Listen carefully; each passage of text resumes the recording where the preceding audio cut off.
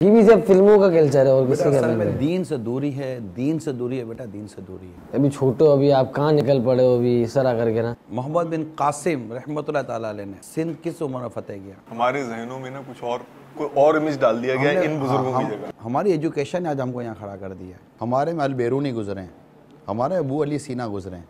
माँ बाप कह रहे हैं कि अगर तुम्हें गेम ही खेलना है तो अब तुम घर पे खेलो। असल में बेटे की बुराई नहीं चुभ रही होती, अपनी रुसवाई चुभ रही होती है। आजकल हर जगह यूनिवर्सिटी में को एजुकेशन का रुझान है। बेटा कीचड़ में चलने वाला छींटों से कैसे बचेगा? दारुल मदीना यूनिवर्सिटी बुला लें। हाँ, वो तो खुद ही बनकर एक ऐसे रास्ते से चला जो कि गलत रास्ता था। हम तो उसको गलत रास्ते से उठाकर सही रास्ते पर ला रहे हैं। सबसे पहले हमें जिन लोगों की हजत है ना बेटा, वो खौफ खुदा वाले हैं।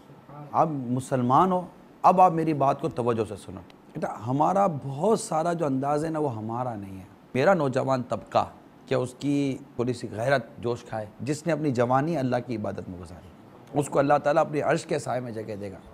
यही शराब पीते पीते आपको पता है कि लड़के मर रहे हैं, वन विलिंग करते करते लड़के मर रहे हैं। रात भर तो इस औरत के लिए खड़ा रहा, कहाँ पहुँचा? अगर अल्लाह के लिए कहीं रात गुजारता तो कहाँ पहुँचता? गौर करें, हम इन वाक़यात की तरफ क्यों ना जाएं जो हमारे हीरोज़ हैं, इस्लामिक हीरोज़ हैं। बॉडी बिल्डिंग के वाले से एक सवाल, कितने सवाल लेकर आया? दो बाकी मेरे, इसका एक मेरा। सुना है कि आप भी पहले मॉडर्न थे, आप भी पहले बॉडी बिल्डिंग करते थे, क्रिकेट खेलते थे। मदनी माहौल में कैसे है? कुछ थोड़ा सा कि आपने किस हद तक बॉडी बिल्डिंग की, किस हद तक क्रिकेट खेला, किस हद तक फैशन किया।